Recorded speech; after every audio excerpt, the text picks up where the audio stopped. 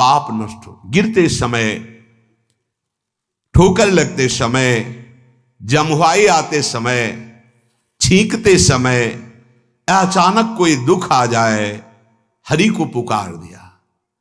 जमुआई आ रही, राधा राधा राधा। छींक आ रही, कपड़ा लगा लो, राधा राधा, नाम उच्चारण करो। छींकते समय, जमुआई आते समय, पैर फिसलते समय, कोई पीड़ा या दुख, नाम उच्चारण करो।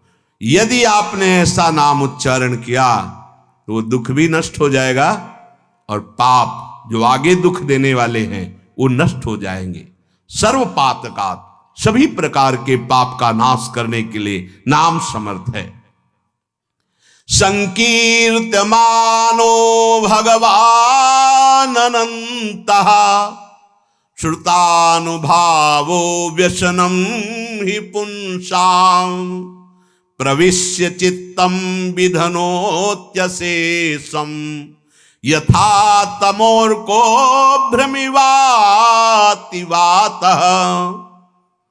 चाहे जितनी घनघोर अंधकारमयी रात्रि हो और जहां भगवान सूर्योदय होते हैं तो पर्वत के अंतर की गुफा का भी अंधकार नाश हो जाता है। ऐसे ही चाहे जितने घने बादल हो, प्रचंड वायु चली कि बादलों को छिन्न भिन्न कर देती है। इस प्रकार जैसे सूर्य अंधकार को नष्ट कर देता है अंदर की गुफा तक का, जैसे वायु बादलों को छिन्न भिन्न करके निर्मल आकाश प्रकाशित कर देती, ऐसे जिसकी जिह्वा पे नाम विराजमान है तो हृदय की गुफा का अज्ञान अंधकार नष्ट। नाम रूपी सूर्य जिह्वा पे उदय हुआ कि हृदय के समस्त पापाचरण भस्म हुए और मन निर्मल हो गया। जैसे ही नाम श्रवणेन्द्रिय के द्वारा हृदय में जाता है तो हृदय के समस्त दुखों का अंत करने वाले भगवान वहां प्रकाशित हो जाते हैं। ये पकड़ लो, अन्य साधन बने बढ़िया, नहीं तो राधा राधा राधा राधा राधा राधा, सब कामनाएं पूर्ण हो जाएंगी, सब दुख नष्ट हो जाएंगे, पर लंबे समय तक। ये नहीं कि थोड़ा जपाओ फिर देखा कामनाएं पूर्ण हुई कि नहीं।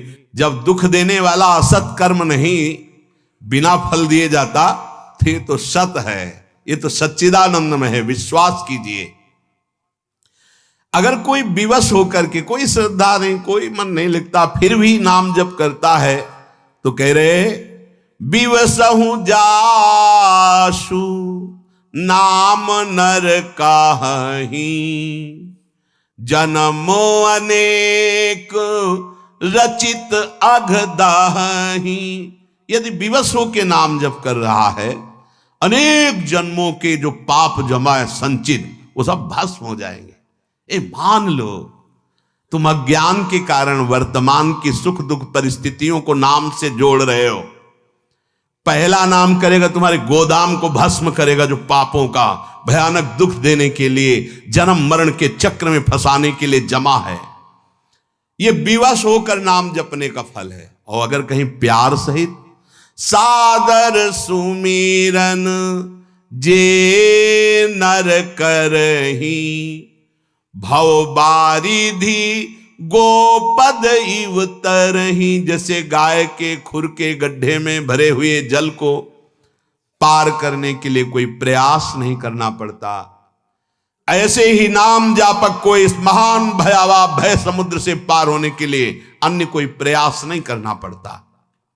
अतएव परम सुख प्राप्ति के लिए, परम शांति के लिए, निश्चिंत होने के लिए नित्य निरंतर भगवान के नाम गुण यश का कीर्तन करें, श्रवण करें, चिंतन करें।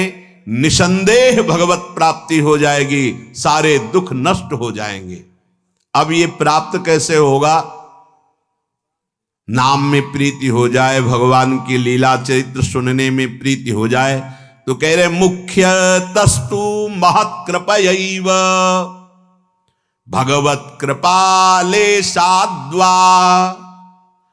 मुख्य बात तो है कि किसी भगवत प्रेमी महात्मा का सानिध्य मिल जाए, मुख्य बात है। भगवत कृपा लेश मात्र उदय हो जाए तो बात बन जाए। क्या? भगवत कृपा का उदय का फल है किसी महात्मा का मिल जाना। अब मोहि भा भरोस हनुमंता, बिनु हरि कृपा मिले नहीं संता। जो प्रभु मोहि अनुग्रह कीन्हा, तो तुम आई दरस हठ दीन्हा। भगवत कृपा लेशाद्वा, भगवान की लेश मात्र कृपा हो जाए तो सारे काम बन जाए। क्या? भगवान के प्रेमी संतों का सानिध्य मिल जाना। जब ध्रुव जी को भगवान ने दर्शन दिए और परम पद का वरदान दिया, अटल पदवी का, तो ध्रुव जी का हृदय जलने लगा। अटल पदवी मिलने पे जलन क्यों हुई? कि ऐसे सुंदर भगवान की श्रीअंग सेवा क्यों नहीं मांगी? भगवान से दूर रहकर अटल पदवी में टंगे रहना क्या सुख है? भगवान की रूप माधुरी देखते हुए इनके चरणों के सानिध्य में इनकी दासत्व को क्यों नहीं मांगा? तब आया कि केवल गुरुदेव भगवान ने मंत्र दिया और तप का हमारा मन था, पदवी की कामना थी, इसलिए देवर्षि नारद जी ने, अगर कहीं मुझे काफी समय तक भगवत प्रेमी महात्माओं का संग मिलता तो मेरी ये परम पदवी की वासना भी नष्ट हो जाती। इसीलिए उन्होंने कहा, ध्रुव जी ने भगवान से, भक्तिम मुहुः प्रवहताम त्वयि में प्रसंगो, भूयादनंत महता ममला सयानाम, एनांजसोल्वर्ण मुर्व्यसनम भवाब्धिम, नेसे भवद गुण कथामृत पान मत्ता। हे भगवान, त्वयि भगवति वासुदेवे मुहु निरंतरम भक्तिम प्रभताम सात्यतेन कुर्वताम अमलाशयानाम, आशयो एशाम ते अमलाशयानाम। भगवान, जो आपके निरंतर नाम जप में, गुण लीला चिंतन में डूबे हुए पवित्र हृदय वाले, विशुद्ध हृदय वाले महात्मा हैं, जिनकी वाणी से केवल आपकी ही चर्चा होती है। निर्मलांतः करणानाम महताम सताम प्रसंगा में मम भूयात एन भगवद गुण कथामृत पानमत्ता। जो स्वयं भगवत लीला गुण चिंतन में मस्त रहते हैं और जिनकी वाणी से केवल भगवन नाम, भगवत लीला गुण प्रकट होता रहता है, ऐसे विशुद्ध संतों का, ऐसे महापुरुषों का मुझे संग प्रदान कर दो, यदि आप प्रसन्न हो प्रभु।